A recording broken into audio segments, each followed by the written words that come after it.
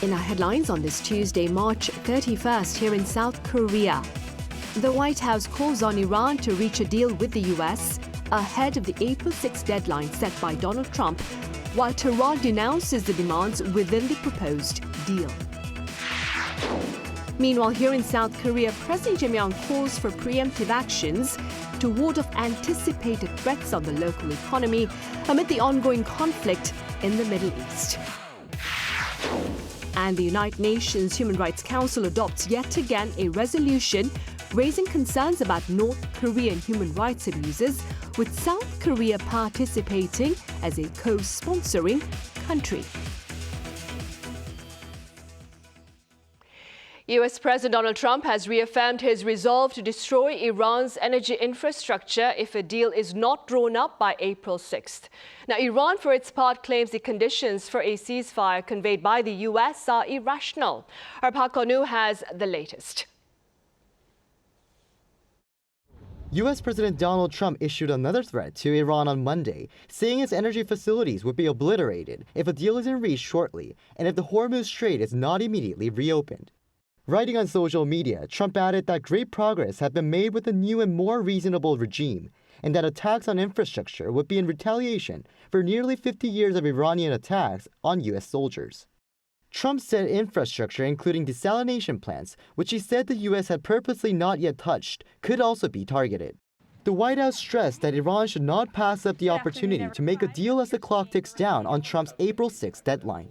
Trump issued a 10-day pause to postpone planned strikes on Iranian power plants and energy infrastructure. This remains a truly once-in-a-generation opportunity for the regime to make a good deal with the United States. Levitt added that Trump would be interested in calling on neighboring Arab countries to cover the cost of the war, adding that he's likely expected to have more to say on the issue. Trump also said on Monday the U.S. is in talks with Iran's parliamentary speaker Mohammad Bagher Ghalibaf, though Tehran later denied that such negotiations with Washington are taking place.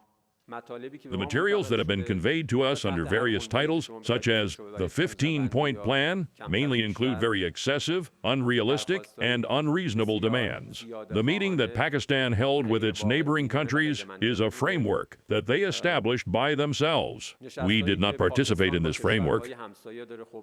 Meanwhile, Iran and Israel also traded fire on Monday.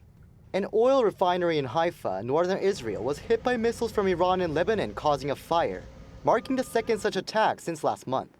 Overnight, U.S.-Israeli strikes hit Tehran and other cities, targeting power infrastructure and causing a temporary blackout that has since been reportedly restored. Israeli Prime Minister Benjamin Netanyahu said Israel has achieved more than half of its aims without setting a timeline for when the war would end. With tensions still high, attention is now on whether diplomacy can prevail before further escalation. Park Ko-nu, Arirang News. Here on the local front, the South Korean currency surrendered greater ground on this Tuesday to mark its deepest decline against the US dollar in 17 years. Our Park Jin-an covers its latest plunge and its broader implications.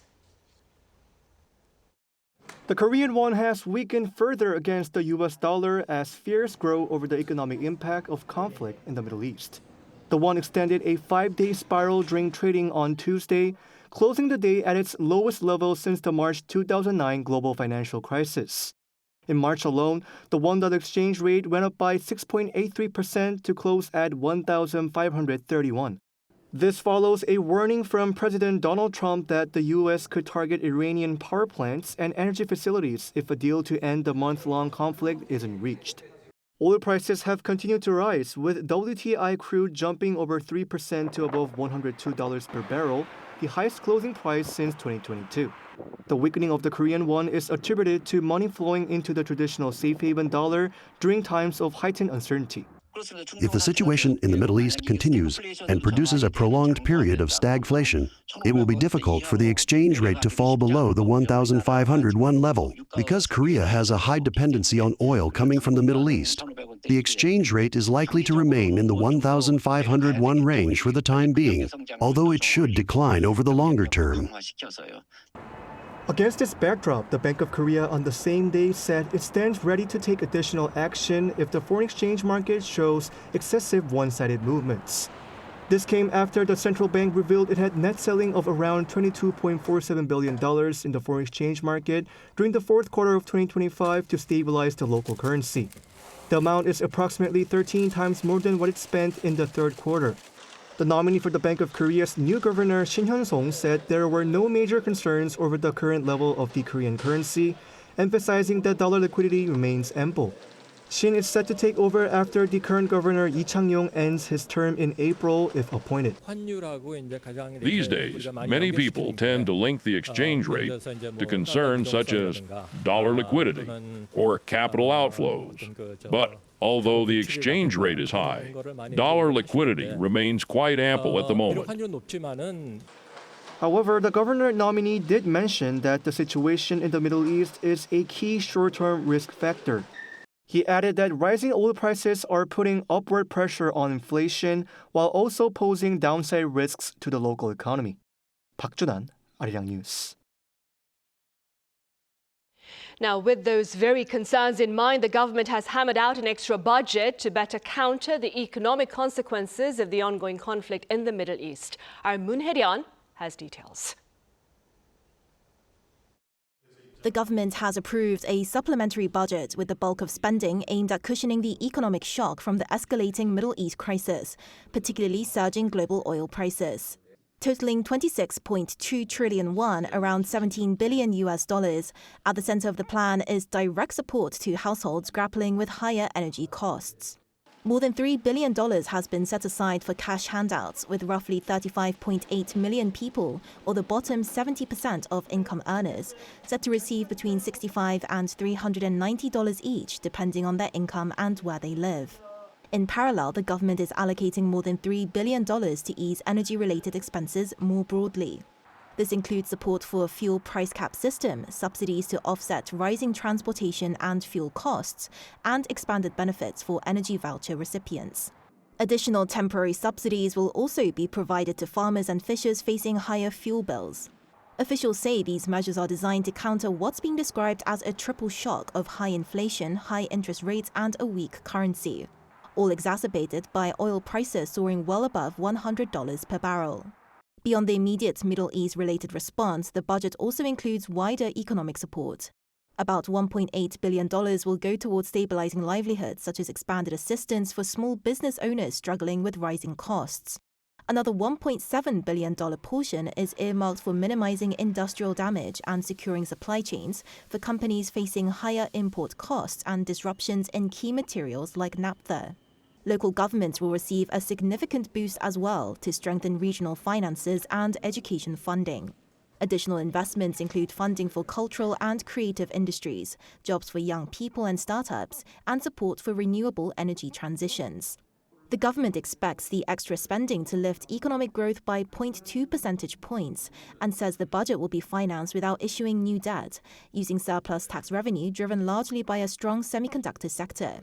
Once the proposal is submitted to the National Assembly, lawmakers will review the bill with the goal of passing it by April 10th. Moon Hye-ryan, Arirang News. Also, during this week's regular cabinet meeting, President Lee Jae-myung urged for preemptive actions to ward off anticipated threats on the local economy amid the unrest in the Middle East, while sharing prospects of invoking an emergency economic decree. Our Blue House correspondent Song Yoo-jin reports. As the conflict in the Middle East continues, President Lee Jae-myung has called for bolder measures to address potential energy supply disruptions in South Korea. 대외 의존도가 높고 중동 지역으로부터의 에너지 수급 비중이 큰 우리 입장에서는 더더욱 철저한 점검 그리고 치밀한 비상 대책이 요구됩니다. Presiding over a cabinet meeting on Tuesday, Lee even raised the possibility of using an emergency presidential decree if legal or regulatory barriers slow the government's response. 수입 규제 또 심사 절차가 법에 정해져 있어서 도저히 어쩔 수가 없다 이런 상황이 발생하면 그런 것들도 다 모아 가지고 오세요. 우리 헌법에 그런 거 있잖아요. 그 긴급 재정 경제 명령이라고. This emergency order allows the president to take immediate action with the force of law in the event of a serious economic crisis. Any such measure must later receive approval from the National Assembly. It was last invoked in 1993 when the government introduced a real-name financial transaction system. Yi's remarks come as the government looks for alternative supply routes following the closure of the Strait of Hormuz, through which around 2/3 of South Korea's crude oil imports pass. The president also pushed back against claims that the situation in the Middle East could trigger a rise in the price of everyday essentials, particularly garbage bags. The bags are made from polyethylene, which is produced using naphtha refined from crude oil.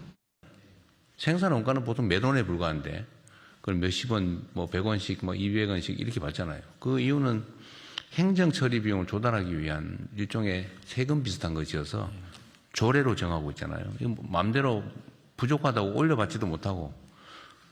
Yi instructed officials to respond firmly to the spread of such misinformation, calling it a, quote, serious crime causing unnecessary confusion at a time of crisis. As part of efforts to cushion the economy from the fallout of the Iran war, the cabinet on Tuesday approved the government's supplementary budget proposal worth 26.2 trillion Korean won, or roughly $17.1 billion. The proposal now heads to the National Assembly for review and passage. 송유진, Arirang News. Right, as mentioned in that report, rampant rumors about potential shortages in supplies of naphtha have been fueling hoarding practices that are affecting ordinary consumers and small businesses alike. Our Kim Jun-ong files this report. At a large supermarket in Seoul, signs reading "Standard garbage bags sold out" are posted across checkout counters. Surging oil and raw material prices amid the Middle East conflict have raised concerns over the supply of naphtha, driving panic buying. In South Korea, household waste is disposed of officially designated garbage bags. Usually garbage bags are available at the checkout, but today, they're all gone. The sudden sellout is catching many customers by surprise. I didn't bring a shopping bag, and I'm surprised the garbage bags are sold out. They were available just a few days ago, so I was planning to buy some. Though this is not a full shortage but a temporary supply strain driven by demand, consumer anxiety is evident in the data. Sales of designated garbage bags at a major supermarket chain rose nearly 4 times on year over the past week. As of last Friday, around 80 stores had introduced purchase limits per customer. Beyond garbage bags, concerns are mounting over possible shortages of disposable packaging, including containers made from naphtha-based materials. Rising costs are also putting added pressure on the food service industry. We offer takeout, so we rely on packaging containers, but rising prices are making them harder to find. If the conflict continues, supplies could tighten further, so I'm worried. Lee's situation reflects a wider struggle among small business owners. We estimate packaging prices have risen by roughly 20 to 30%. Small business owners are already under strain from weak domestic demand, and their burden is getting heavier. Global naphtha prices climbed to over $141 per barrel as of Monday, nearly doubling in just a month from pre-war levels. South Korea relies on imports for about half of its naphtha demand, with more than 70% sourced from the Middle East. The impact is expected to spread across a wide range of daily use items. Many of the affected everyday goods are produced by small businesses that lack large raw material reserves, causing supplies to run out quickly. Damage to oil and gas facilities in the Middle East will take time to repair, so even if the conflict ends now, the impact is likely to persist for a considerable period. As naphtha is widely used in everyday chemical products, the uncertainty is spreading into unexpected corners of daily life. Kim Jun-ong, Arirang News.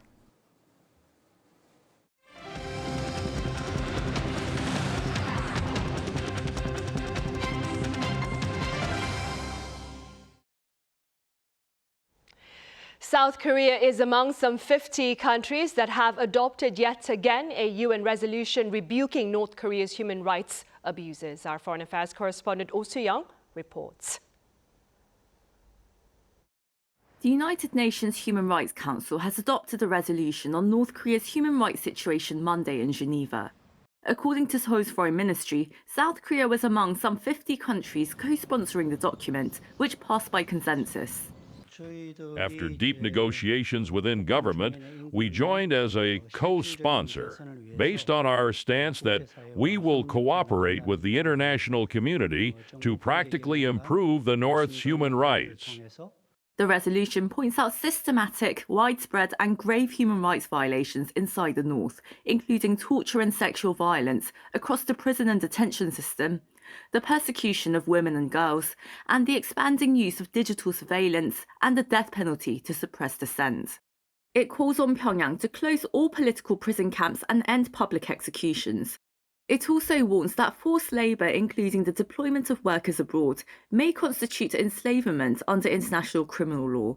The resolution further calls for the immediate repatriation of adoptees, including South Korean and Japanese nationals, and the resumption of reunions for families separated by the Korean War. We decided to take part, considering the resolution's inclusion of positive human rights measures by the North, references to humanitarian issues such as abductees and family reunions, and its emphasis on the importance of dialogue, including inter-Korean dialogue, and engagement with the international community on human rights issues. South Korea has been a consistent co-sponsor of the annual resolution on North Korea's human rights from 2008 through 2018. It set out, during the Moon Jae-in administration, a period of inter-Korean engagement before rejoining under the previous administration in 2023. The Lee government has upheld this position while maintaining its policy of peaceful coexistence with the North, according to Unification Minister Chung Dong-young on Monday. The Human Rights Council has passed a North Korea-specific resolution every year since 2003. Pyongyang has consistently rejected the measures, calling them politically motivated. Oh Soo-young, Arirang News. In other news, President Jae Myung hopes to expand South Korea's defense partnership with Indonesia, keeping in mind their joint development of the KF-21 fighter jet. Now, remarks to this end were made during a recent interview with an Indonesian media outlet ahead of his summit with his Indonesian counterpart Prabowo Subianto here in Seoul on Wednesday. He shared hopes of bolstering cooperation in naval vessels and air defense systems. Also on their summit agenda are talks on trade, AI and critical minerals. South Korea's Hanwha Group has won its first U.S. Navy subcontract, paving a concrete path into America's naval and commercial shipbuilding market. Our defense correspondent Kim Bo-kyung reports. Hanwha Defense USA and Hanwha Philly Shipyard have been chosen as subcontractors to collaborate with Vard Marine, a U.S. naval and specialty vessel design company for the U.S. Navy's next-generation logistics ship project. This marks the first time for HDUSA to win a U.S. Navy contract since its establishment and Hanwha's acquisition of the Philly Shipyard. Collaborating for the U.S. Navy's next-generation logistics ship program, the two companies will work together with Vard on a market survey, concept design, and refinement of the platform, while also supporting manufacturing assessments, commercial shipbuilding practices, and production cost evaluations. HDUSA is Hanwha's U.S.-based defense subsidiary, while Philly Shipyard is a large shipyard on the U.S. East Coast that Hanwha acquired in December 2024. Since launching Philly Shipyard, Hanwha Group has invested more than $200 million to boost the shipyard's workforce and production capabilities. One expert says this contract is significant in that it could accelerate the ROK-U.S. cooperative ties in shipbuilding and defense. It does show that U.S.-ROK cooperation is beginning to move from simple commercial investment toward the real defense industrial integrations. If this project goes well, it could open the door to broader cooperation in naval shipbuilding, MRO, and logistics support. Tom Anderson, president of shipbuilding at HDUSA, also underlined how meaningful this contract is for Hanwha, adding that it will actively leverage Hanwha's shipbuilding capabilities to support the U.S. military in carrying out missions across diverse maritime operational environments. Kim Bo-kyung, Arirang News. And South Korea welcomed a greater number of foreign visitors in February, with the number of Chinese visitors soaring 48% on year. According to the Korea Tourism Organization, over 1.4 million foreign travelers made their way into the country last month, up almost 26% on year. What's more, February's figure also marks an over 19% jump compared to February 2019, that is prior to the onset of the global COVID-19 pandemic. In total, 2.7 million foreign travelers were in South Korea during the first 2 months of this year.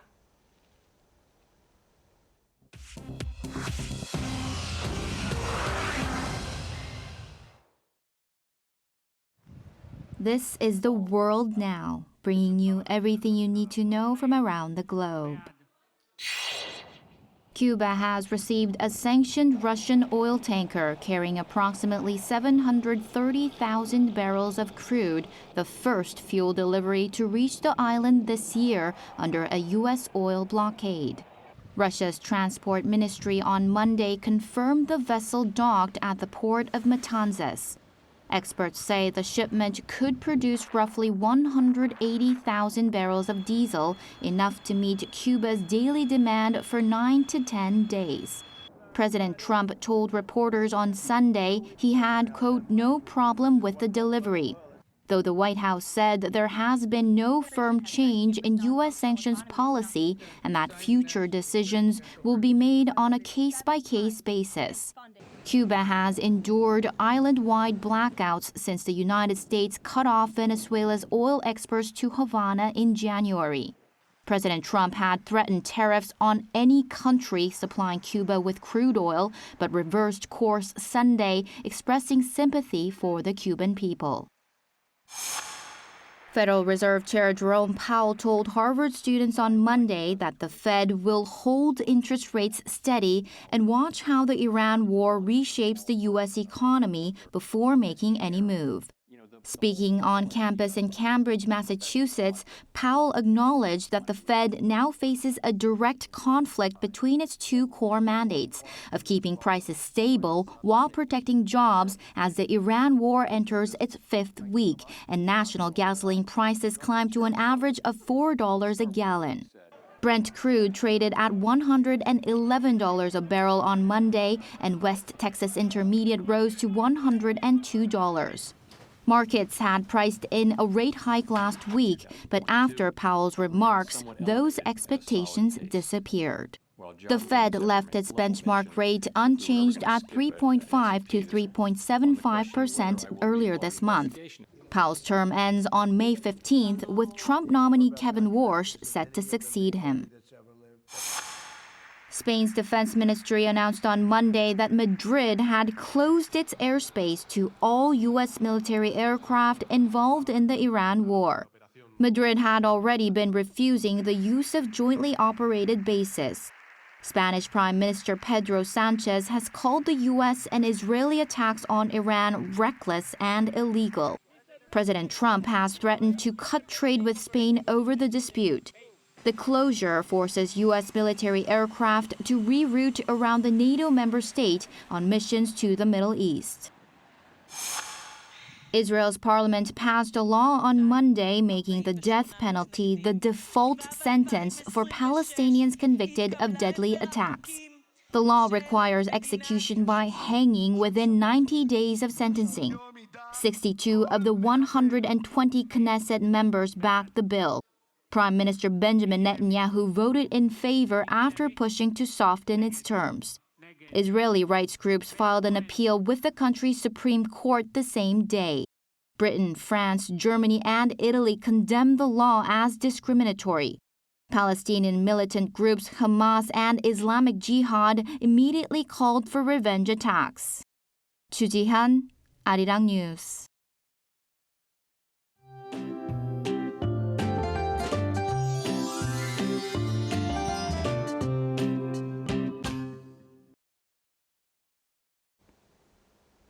Mild spring weather will continue, with temperatures staying above average for this time of year.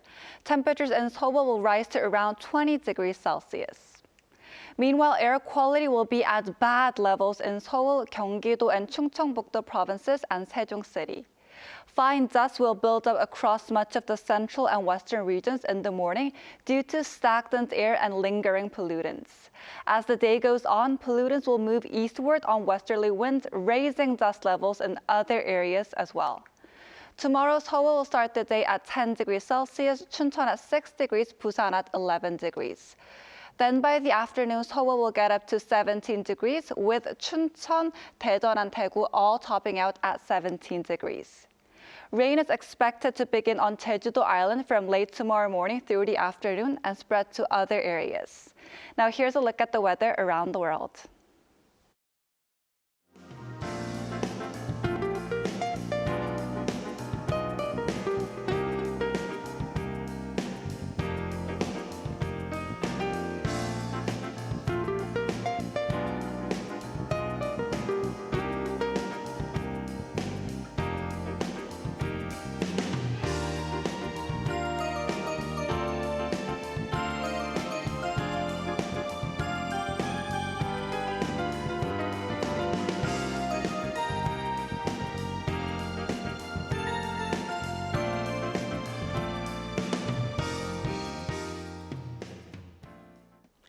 Those are the headlines at this hour here in South Korea. Coming up next is our daily panel session, during which we address the demand for South Korea's defense equipment amid the ongoing unrest in the Middle East. Do stay with us. Thank you for now.